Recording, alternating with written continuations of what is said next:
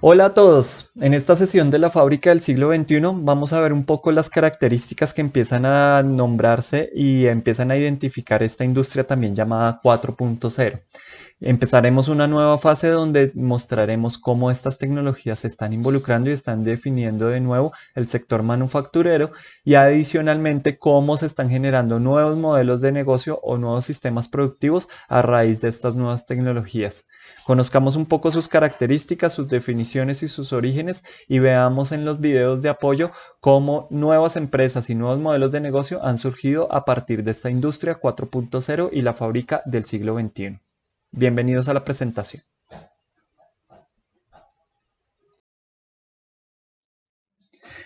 En esta sesión vamos a hablar de la fábrica del siglo XXI, cuáles son sus orígenes, sus características y las tendencias que están relacionadas a ella. También veremos cómo se nombra de otra manera y cuáles son sus principales ejes para mejorar el sector productivo y ampliar de alguna manera las tecnologías que tenemos actualmente y que hemos contado actualmente, cómo estas se han visto influenciadas y cómo han mejorado e intensificado de alguna manera los procesos productivos y las estrategias en las empresas. Comencemos.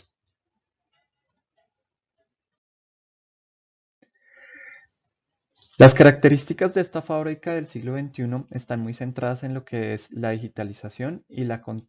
conectividad. La economía global se caracteriza por muchos aspectos que están centrados en estas dos actividades y hay varias tecnologías que influyen fuertemente y que seguro ya habrán escuchado en algunos momentos. Algunas de ellas como Internet de las Cosas, computación en la nube, Big Data, inteligencia artificial e impresión 3D, entre otras, son algunas de las tecnologías que refuerzan la importancia de esta industria manufacturera y que pues permiten también que esta industria tenga unos aspectos muy diferenciados en lo que son los productos personalizados y los productos inteligentes. De estas tecnologías se toman el tema de análisis de datos que se encuentran casi siempre en la nube o que en muchos casos no se habían recogido de manera sistemática y pues a partir de esta toma de datos la toma de decisiones en tiempo real que lo que hacen es impactar positivamente toda la cadena y la eficiencia de toda la cadena de valor. Hay plataformas digitales que permiten ampliar estos mercados, compartir información y generar todo un ecosistema productivo. Hay nuevos modelos de negocios que surgen a partir de estas tecnologías, de incluso la colaboración y relación con las empresas y nuevos actores que empiezan a participar. Algunos de los elementos de esta fábrica o algunas de las tecnologías o elementos de esta fábrica del siglo XXI, como los podemos ver en la gráfica de la izquierda, están caracterizados por la simulación. Es algo de los elementos que podemos trabajar, ya no hay necesidad de tener espacios físicos o elementos físicos o productos físicos para poder entender cuáles van a ser sus resultados, sino a través de plataformas o a través de cierto software podemos realizar una simulación de lo que podría suceder con ellos en tiempo real o de cómo sería su comportamiento en el mercado. El Internet de las cosas es otro elemento. Todo está conectado con todo y nos puede dar una información y una cantidad de datos que al final se pueden convertir en una mejora continua de esos productos o de esas conexiones que tenemos. Todo de alguna manera tiene una relación y todo se alimenta de una conexión permanente con otros elementos. Los datos y las analíticas de esos datos nos permiten obviamente centralizar y tomar decisiones sobre ellos. En algunos casos estos datos se convierten en un análisis continuo a través de plataformas de inteligencia artificial y en otros casos simplemente lo que tenemos es una cantidad de información que la podemos utilizar en beneficio de mejorar nuestra productividad o de mejorar nuestros productos. Todo se encuentra en la nube y que esto ha permitido que de alguna manera yo pueda accesar o pueda encontrar esa información en diferentes momentos. También se pueden encontrar otros factores como puede ser la cantidad de información que se puede almacenar y pues otro tema que sigue ahí que es la ciberseguridad en cómo protejo esa información y de alguna manera cómo la conservo y cómo se vuelve valiosa para esas compañías. Ya no tenemos un tema físico o un proceso físico, sino tenemos algo que se encuentra ubicado de manera virtual en la nube y que lo debemos proteger también de todas esas personas que quieren acceder a él. La integración de elementos de manera vertical y horizontal, lo que permite que se encadenen todos estos procesos y que todo tenga una comunicación mucho más clara y asimismo una fluidez entre la información que se comparte. La robótica, que aunque ya venía instaurada en muchos de los elementos y en muchas de las plantas productivas y los robots, pues simplemente está permitiendo ampliar y mejorar sus funciones, las tecnologías y los diferentes elementos de procesamiento de datos y de información, a su vez que la electrónica y los análisis de estos componentes o de esta información han permitido que se pueda trabajar mucho mejor con estas tecnologías. La realidad aumentada y la realidad virtual han permitido que se puedan acceder a espacios o se puedan acceder a diferentes elementos de manera remota y también que se puedan vivir otro tipo de experiencias en entornos que tal vez no existen o en entornos que se quieren simular. Y por último, todo lo relacionado con manufactura aditiva, en donde se encuentran, o manufactura rápida, en donde se encuentran todas las tecnologías de impresión 3D, que con sus características y propiedades han aportado bastante a este tipo de fábrica del siglo XXI.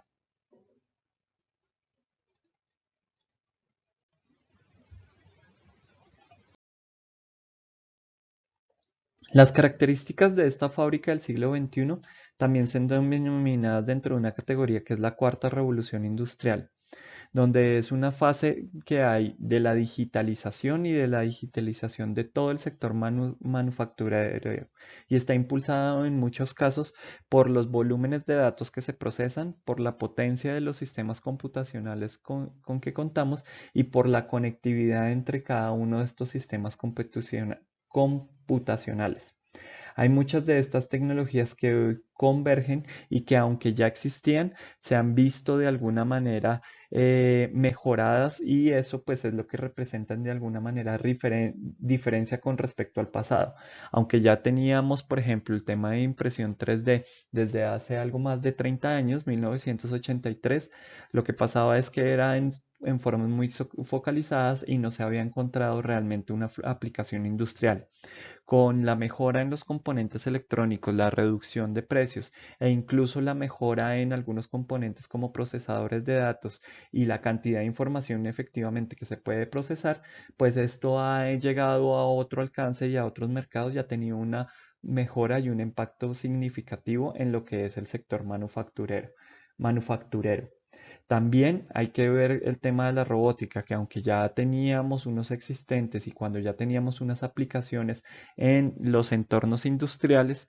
la capacidad de estos robots se veía limitada en muchos casos por los movimientos o por los datos que ellos procesaban. De igual manera, se han visto beneficiados por los diferentes desarrollos tecnológicos y adicionalmente por las funciones adicionales y por la velocidad y precisión que pueden tener con respecto al compararlos, por ejemplo, con un humano. En fin, cada una de estas tecnologías lo que hace es aportar y en su combinación lo que hacen es generar unas disrupciones significativas que están asociadas a esa cuarta revolución industrial. Bien, pero ¿por qué cuarta revolución industrial o también llamada Industria 4.0? Pues inicialmente, y ya lo hemos visto en otras presentaciones que habíamos dado con Laura, habíamos visto que había una primera revolución o Industria 1.0, donde todo el tema de los mecanismos, de la mecanización de estos mecanismos y la introducción de los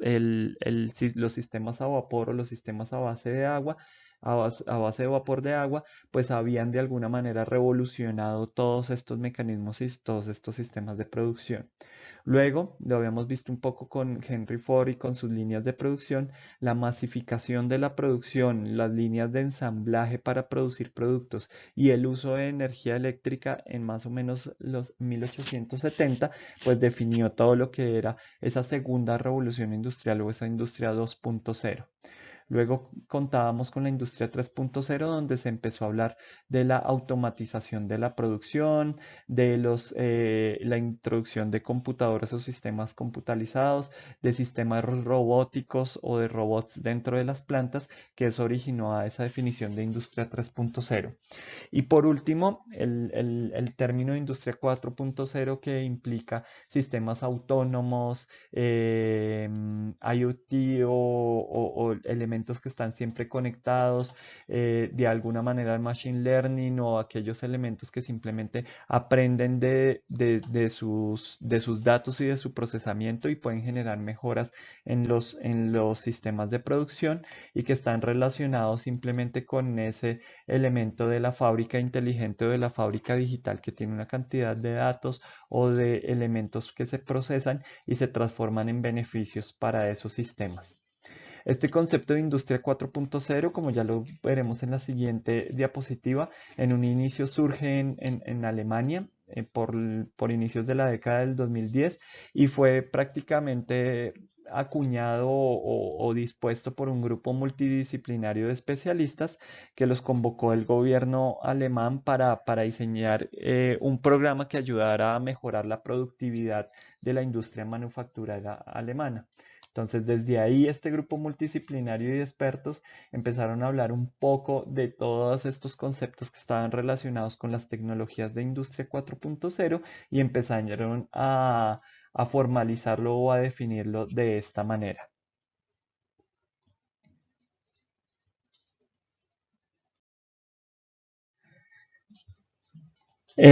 Este término fue presentado por primera vez en la feria de Hannover en el 2011 y empezó a ganar mucho protagonismo en muy poco tiempo. En el 2013 ya estos especialistas y este grupo que se había dedicado a hacer este análisis en Alemania presentó los resultados de este estudio y hizo pública como esa estrategia del gobierno alemán para que todas sus instalaciones productivas y fabriles pues se llevaran a un nuevo estadio evolutivo. Ahí fue cuando se determinó ese término Industria 4.0 y se volvió en el 2020 el eje central del plan estratégico de alta tecnología para ese gobierno animal y se instaló mundialmente como una de las referencias pues, conceptuales de lo que era la cuarta revolución industrial, aunque no es el único referente que tenemos en este caso. Desde que se utiliza esta definición de Industria 4.0, algunas lo que se hizo fue que esas revoluciones anteriores, esas cadenas productivas y eso que les comentábamos en la diapositiva pasada, se asociaran a estados previos en la evolución del sector industrial y simplemente por eso se empezaron a llamar y se empezaron a modificar llamándolos Industria 1.0, Industria 2.0 e Industria 3.0, cada uno de ellos. Para entender un poco esta evolución de esas tecnologías, hay un estudio que realiza esta agencia, que es la agencia Gartner, que siempre publica esta representación gráfica de lo que son las tecnologías emergentes año a año. Lo que muestra esta representación es la madurez, la adopción y la aplicación comercial de tecnologías específicas y van acompañadas por un informe que es el informe Hype Cycle, que se publica de forma anual y pues simplemente proporciona una perspectiva transversal de todas las tendencias de esa industria tecnológica que son tanto emergentes o que de alguna manera pues están generando una sobreexpectación o a una tecnología viable en el mercado. Entonces, pues simplemente muestra de alguna manera esa madurez, esa adopción y esa aplicación comercial de esas tecnologías específicas y lo que nos muestra de alguna manera es cómo tiene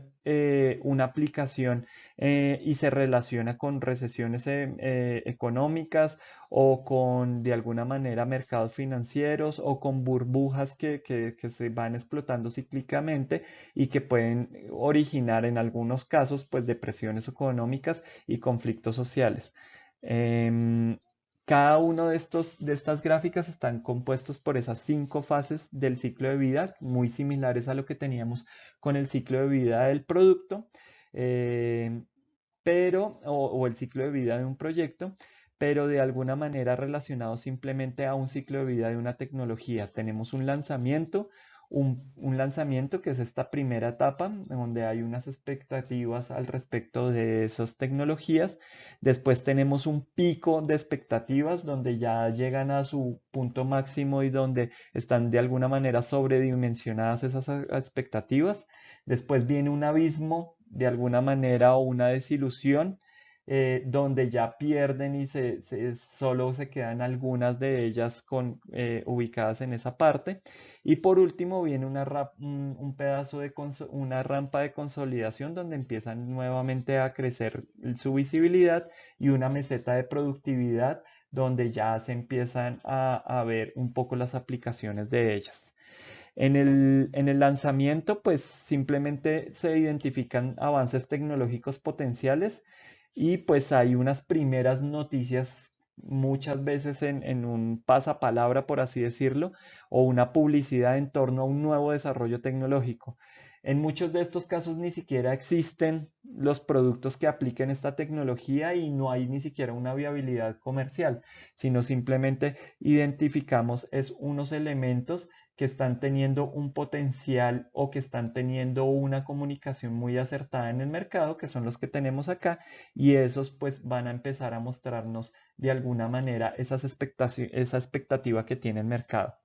Luego tenemos una expectativa muy alta en el mercado, que son los que se encuentran en esta zona. En esa expectativa alta del mercado, ese pico de expectativas, pues simplemente hay una publicidad temprana sobre unas historias de éxito. En muchos casos están acompañadas por obviamente decenas de fracasos que se tenían ahí. Las empresas aún no han aplicado, no han tenido una relación con esas tecnologías, y pues muchas no lo hacen porque pues están esperando ver esa evolución o qué sucede con ellas.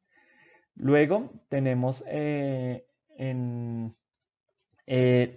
abismo de desilusión, que es esa caída fuerte que se ve en esta zona prácticamente. Entonces esa caída fuerte, pues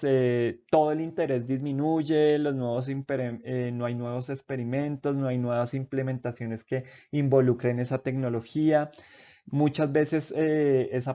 fase depende pues, de la distribución que vayan a tener los productores sobre esa nueva tecnología, y en muchos casos solo se sigue invirtiendo si los proveedores apuestan por conseguir nuevos o tempranos adoptantes de esa tecnología, o que los involucren dentro de los productos. Ya luego seguiría la etapa en la que tenemos una meseta, una rampa de consolidación y una meseta de productividad, que son prácticamente esas zonas que se encuentran acá ubicadas. Entonces ahí pues tenemos es cómo las empresas pueden beneficiar de cierta manera, se pueden beneficiar con esa tecnología, empiezan a lanzar productos con ella de segunda y tercera generación. Un número de empresas mayor invierten sobre esa tecnología, y hay otras que son más cautelosas y pues no, y más conservadoras y no invierten. Y ya en la meseta de productividad, que es en la última etapa, pues ahí simplemente lo que tenemos es que se adopta esa tecnología y empieza a despegar. Hay unos criterios para evaluar como la viabilidad de los proveedores o los clientes que quieren aplicar esa tecnología, y hay una mayor relevancia en el mercado que está en este momento o puede dar resultados. ¿Qué importancia, digamos, tiene reconocer? Pues simplemente esas representaciones gráficas nos permite mirar si hay nuevas oportunidades en las que podemos invertir, si hay una adopción de tecnología y las aplicaciones que podemos tener con ellas, y pues de alguna manera nos ofrece una visión de cómo esa tecnología va a evolucionar a través del tiempo, y pues también cómo puede ser la penetración o el impacto a futuro que puede tener de acuerdo a los objetivos de negocio o a las estrategias que yo tenga en la empresa. Voy a borrar esto. Bien, ya tenemos eso. Digamos, los profesionales de muchas empresas lo que miran es qué tecnologías hay emergentes y pues lo que buscan es combinarlas con unos riesgos que puedan tener en esa adopción temprana o también con unos beneficios que puedan dar y les dé ese resultado esperado. O puede que la tecnología simplemente no madure y no se desarrolle y simplemente no la vaya a adoptar. En función de esa posición que se encuentra actualmente esa tecnología dentro del ciclo, pues es más recomendado actuar de forma moderada o implementar de alguna manera algo que ya está probado o esperando a que otros la prueben y a que a otros hayan de alguna manera hayan sido capaces de darle algún valor y ahí sí poder utilizarla o aplicarla en nuestros entornos. En este caso tenemos dos gráficas. Tenemos una que está hablando de esas tecnologías emergentes en el 2020 y una que estaba hablando de esas tecnologías hace 5 años. Y aquí lo importante es que ustedes vean también cuánto tiempo de desarrollo se espera que vayan a tener ese tipo de tecnologías. Hay unos sensores biodegradables, hay una privacidad en lo que son la red 5G, hay unos elementos de multiexperiencias o hay otros que ya están en una fase de construcción y demás que pues toca empezar a mirar o que ya están de alguna manera validados y están con menos expectativa. Fíjense que hace 5 años estábamos hablando de bioimpresión o de sistemas de trasplante de órganos, de displays volumétricos y hay muchas de estas tecnologías que se nombraban hace 5 años que en este momento no están teniendo desarrollo o aplicación o que tienen menos expectativa y menos publicidad de lo que tenían realmente hace 5 años. Entonces es importante que busquen estos ciclos y que los puedan comparar en algún momento para que entiendan a qué se pueden referir y cómo pueden adoptar estas tecnologías. Bien, ¿qué tendencias del entorno tiene esta fábrica del siglo XXI? Pues hay algunos elementos estratégicos que suceden en el entorno y que están muy agrupados dentro de esta cuarta revolución industrial. Uno de ellos es el nuevo estadio de la globalización. En este caso, lo que hace la globalización es de alguna manera entender qué es lo que se produce de manera global más de lo que se produce de manera local y entender cuáles son esas distancias. Lo que tenemos es que a través de una transferencia de datos o una transferencia de conocimientos o tecnologías, pues yo puedo entender que estas distancias o esta relación entre tiempo y espacio pues implica brinda unos riesgos y pues también unas oportunidades. Las pequeñas y medianas empresas pues pueden aprovechar mucho mejor estas oportunidades y pues se puede dar, por ejemplo, a través de un comercio electrónico para entrar en unos mercados que no se habían considerado o por llegar a unos modelos de internacionalización a través de estas plataformas que pues al final lo que hacen es convertirlos de manera pequeña en unas multinacionales o lo que se llama como micromultinacionales.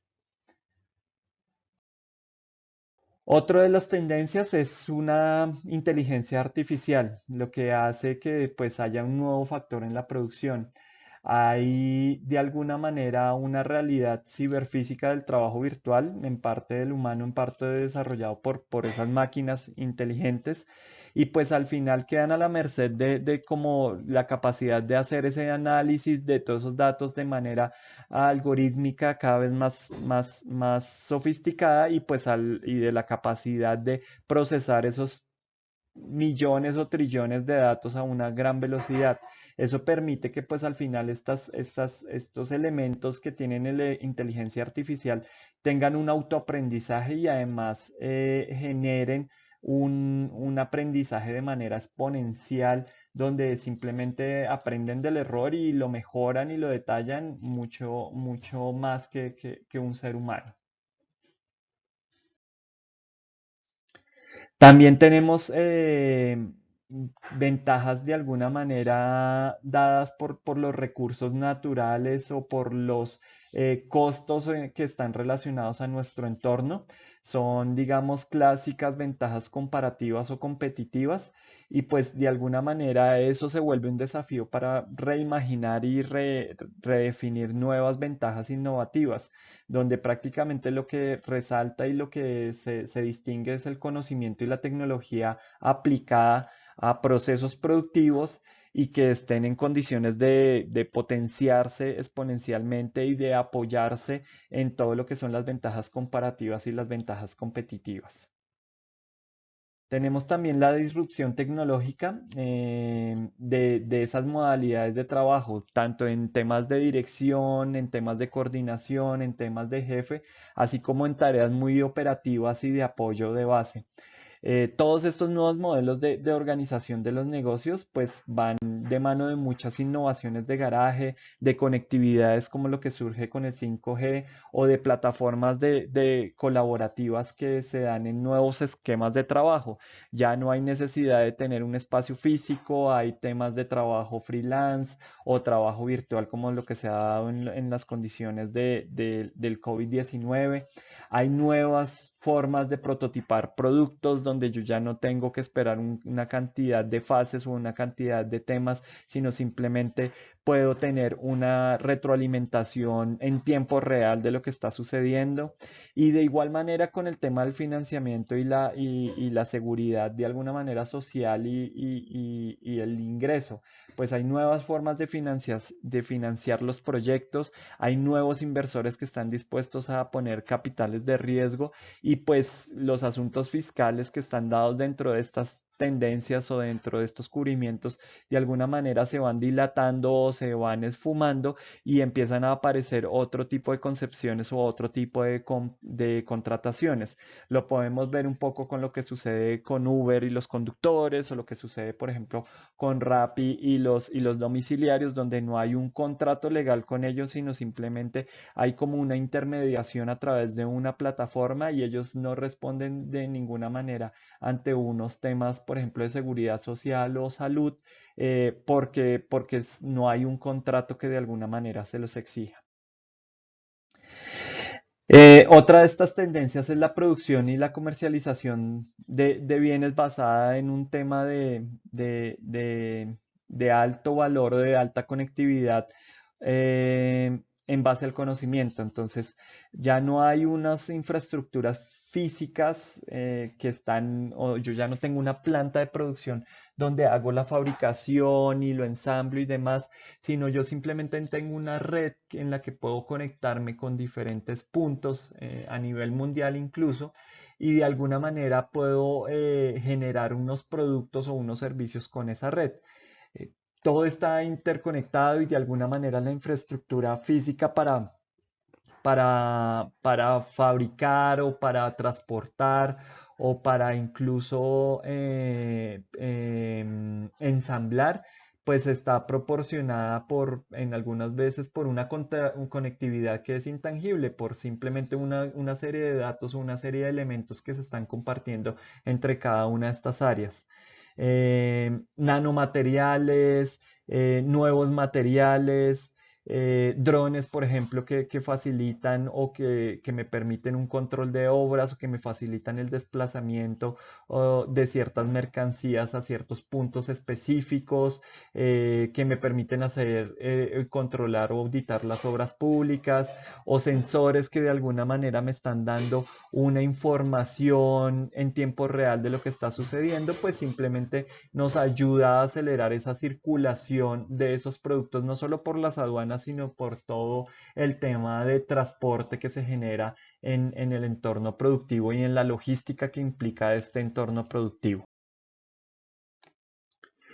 Y finalmente, pues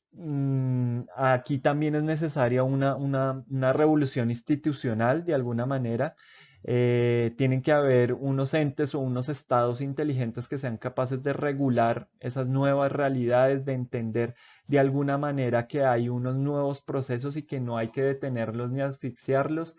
que hay que disminuir de cierta manera ciertas exigencias, pero también promover una seguridad o promover políticas en función de, por ejemplo, la protección de datos, de calificar o de integrar todo lo que es los recursos humanos y darles un espacio dentro de todo lo que implica esta cuarta revolución industrial. Estos dos videos de la DW cuentan mucho de estas tendencias del entorno y yo creo que ahí van a ver tanto cómo se desarrolló un poco los orígenes de esta industria 4.0, así como también cómo varias empresas han aprovechado y han surgido de esta nueva dinámica y de esta nueva forma prestando servicios o utilizando plataformas o incluso generando empresas disruptivas donde simplemente no hay una contratación, no hay un espacio físico y yo presto un servicio en cualquier parte del mundo solo conectándome a la red. Entonces les recomiendo que vean muy, muy bien los videos y que se lleven una idea de cómo pueden estas tendencias afectar realmente el entorno productivo en el que estamos. Para complementar esto, pues hay unas características de esta industria 4.0. En todos los procesos o de alguna manera involucran alguno de estos aspectos o alguna de estas características. El primero de ellos es la fábrica del algoritmo. Hay una cantidad de datos y a esos datos de alguna manera los estoy evaluando y los estoy empleando para tener una conexión máquina-máquina, máquina-producto, producto-personas y para tener unos datos reales con toda esta información y pues más que todo para cruzar esta información, porque son millones de datos y pues al final los algoritmos lo que me permiten es transformar esos millones de datos en una respuesta o en una comunicación real.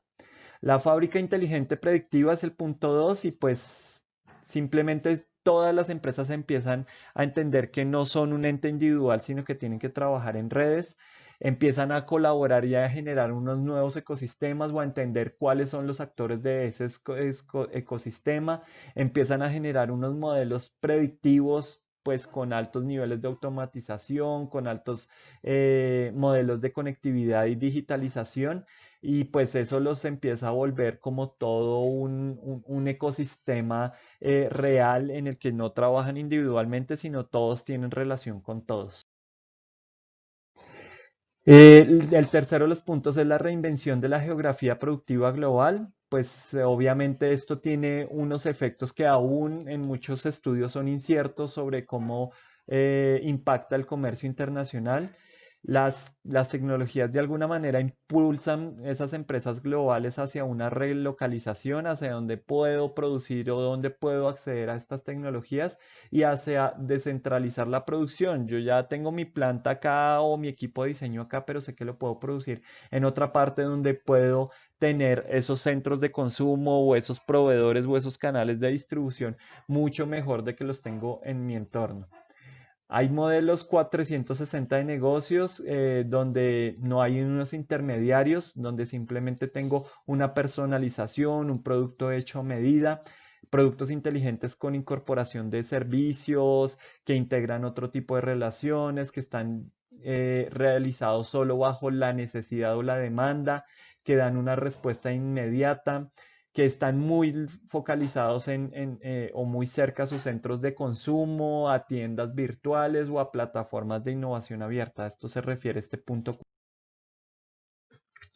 El management de la improvisación y la innovación de alguna manera se va en una transición a ciegas hacia esa fábrica inteligente.